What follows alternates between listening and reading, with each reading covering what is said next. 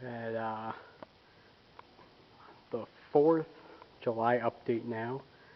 I apologize for the order of the videos last time. Just had Ethan try and get them up there as quick as possible. So the second and third updates again were switched around. I think I might have mentioned that in the last video. So sorry for that. He's probably corrected that by now, but just so you know. The short video is the second one, and the longer one is the third update.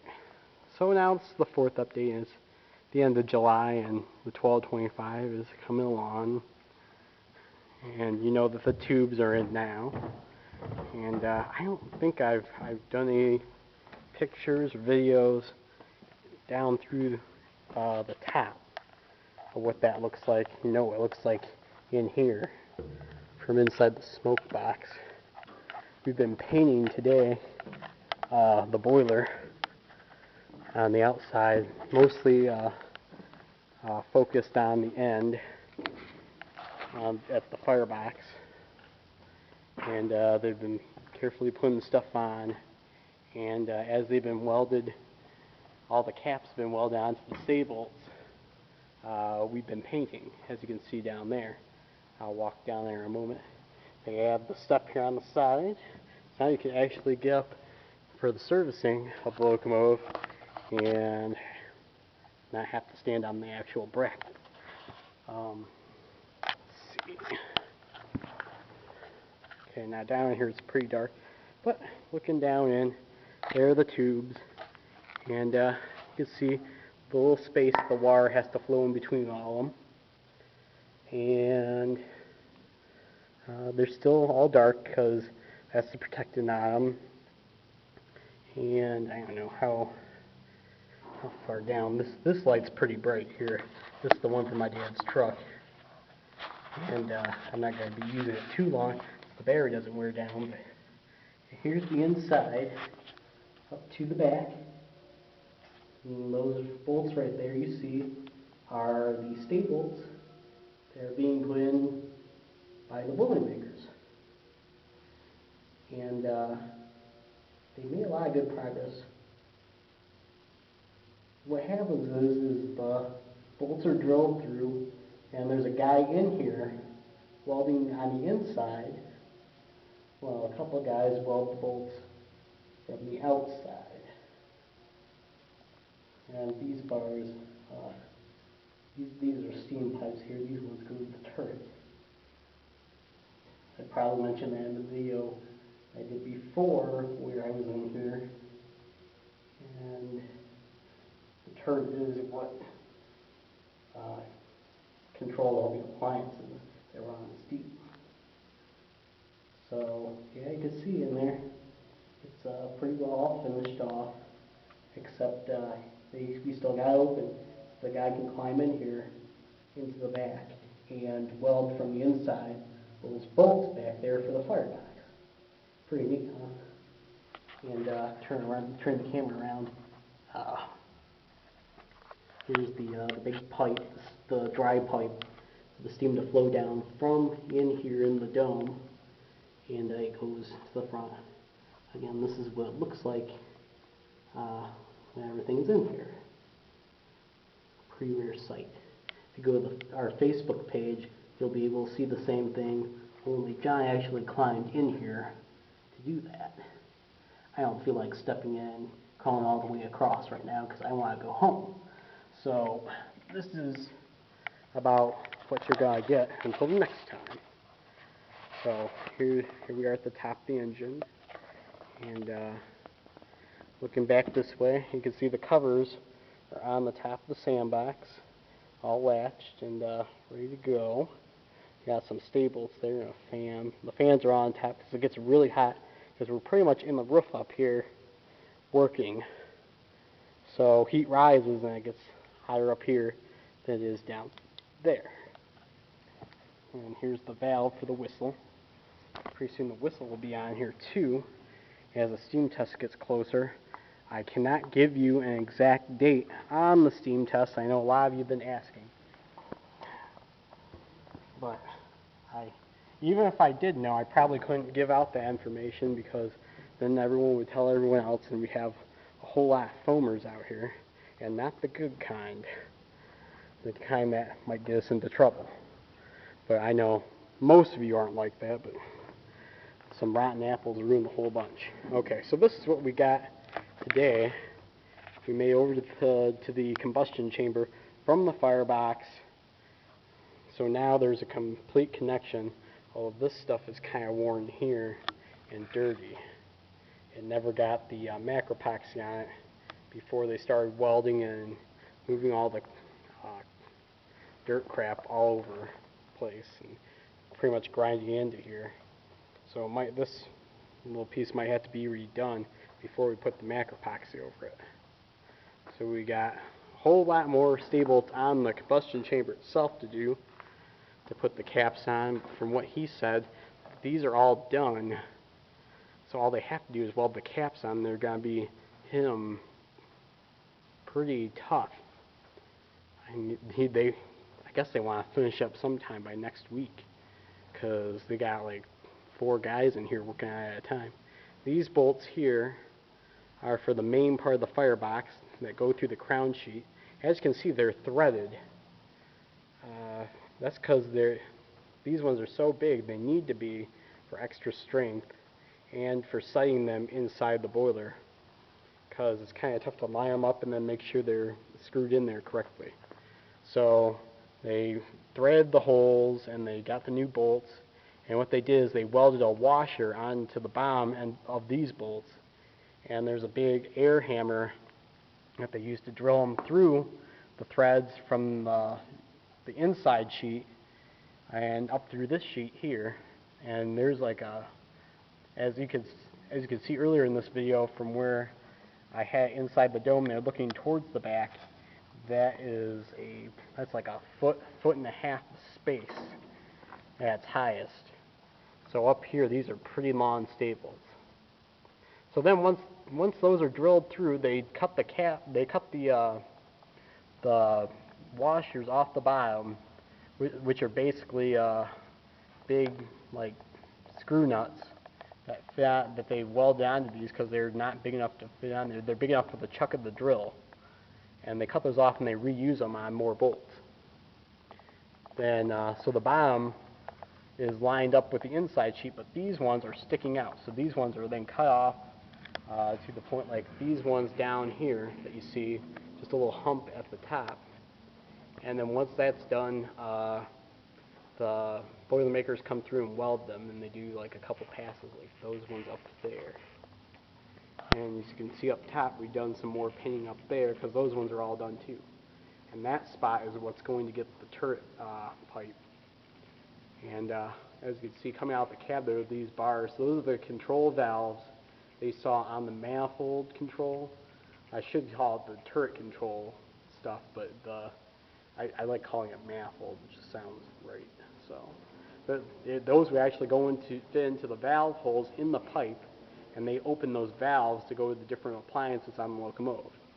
And so there's no pipes here right now to go to that, but to go to the big pipe, because the big pipe is even on here. But hopefully we'll get that all done and ready. So I'm going to climb down the ladder here and show you from the side here. We haven't done this yet because they're still got to weld the caps on there. I did some painting down here. That's the brighter stuff. Some of this is kind of dirty, needs to be wiped off. And we'll put the macropoxy on it. They added the pipe here to go back down. This one needs to be turned to fit into the top of the cold water pump here. So that'll fit right in there. And there's got to be a hose that connects here to the pipe on the side that goes back here, and again, as I mentioned earlier, would be the connection to the tender. So that's where it all goes. And there's one on the other side that goes to the injector. Here's the cab. These are the under cab steps of foot railings that go underneath the cab. I may have said that the workmen cannot fit outside that window there in the side of the cab at the front. On like a smaller locomotive, you'd have the doors, and then they'd be able to walk right on the catwalk. But here in this one, the boiler goes pretty tightly around the cab, so the workman comes out here and he grabs on top of that railing and he uses his foot. The railings would be attached here at the bottom, and there's like a little ladder that connects up to the catwalk there. So there'd be some more grabs there.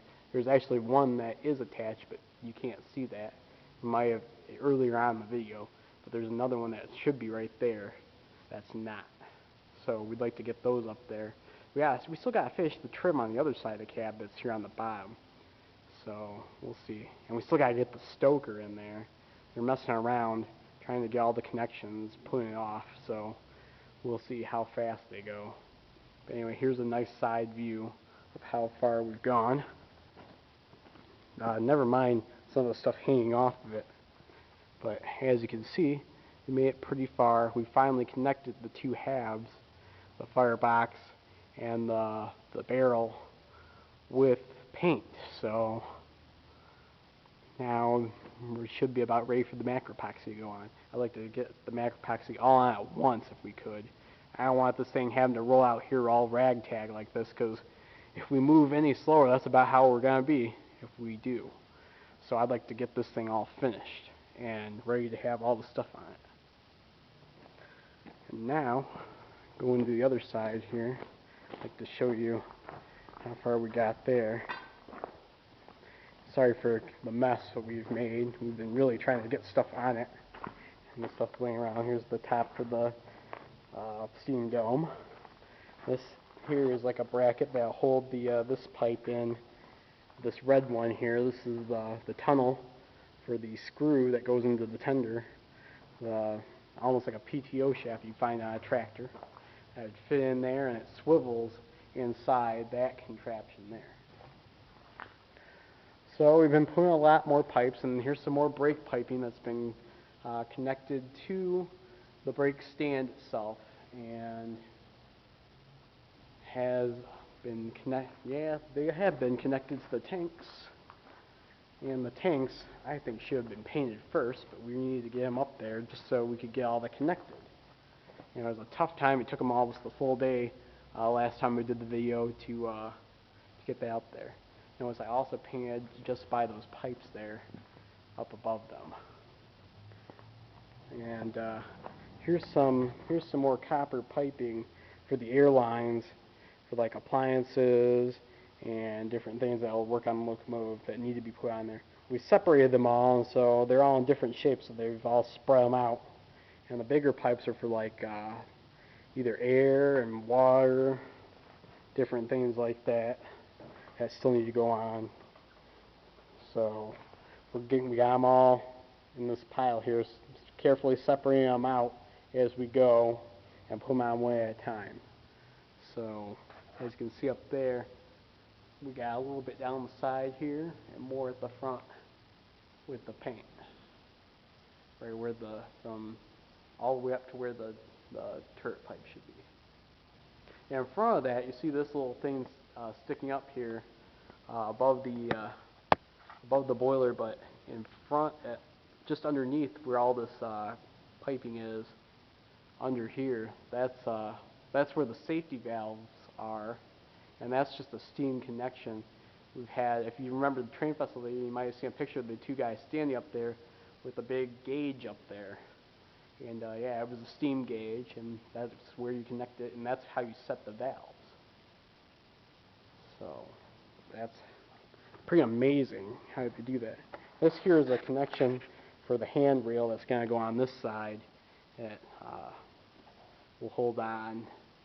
And of course there's the throttle bracket that's going to hold the pipe that runs it all the way to the front to the throttle assembly and then back to the throttle itself in the cab. I think that's it here on the outside. Oh, yeah, I should mention this. They've been putting the brakes back on the locomotive, and they got this far.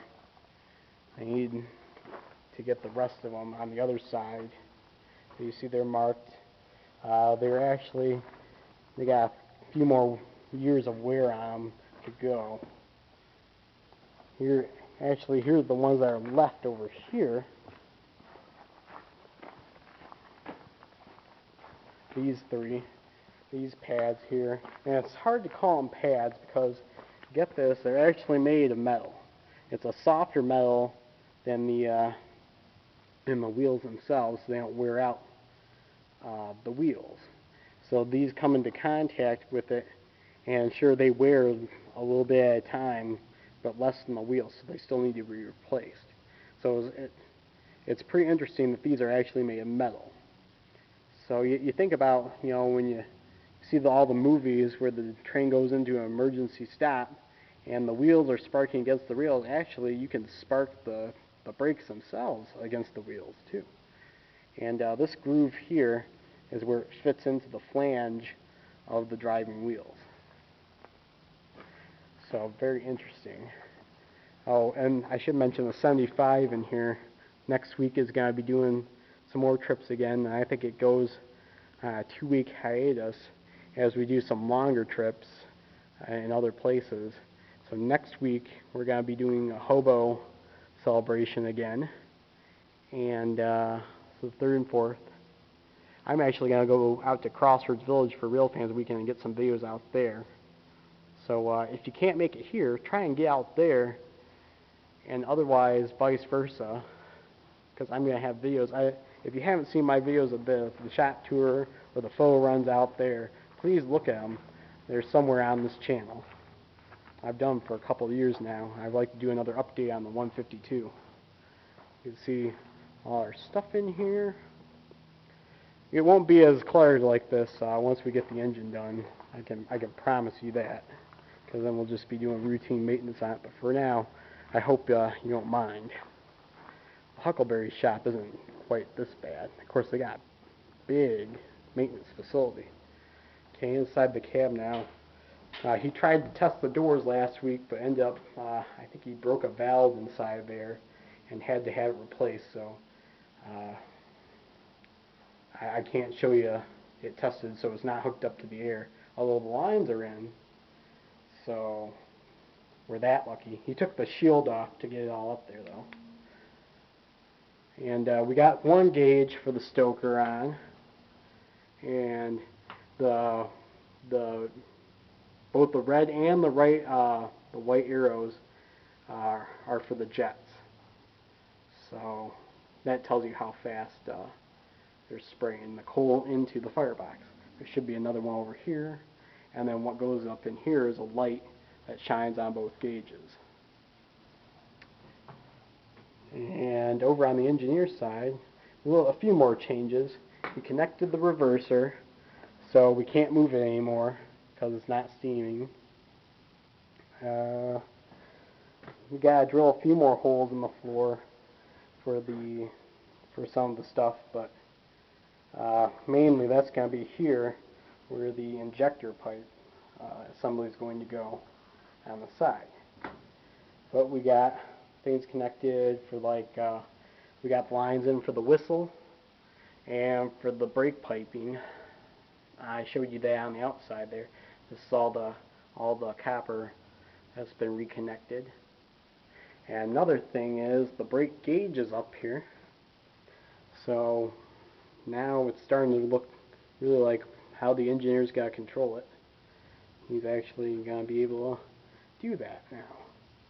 And the arrows, if you're on Train Simulator, you should know that this is the reading of how hard the air brake pressure is in pressure pounds per square inch of pressure.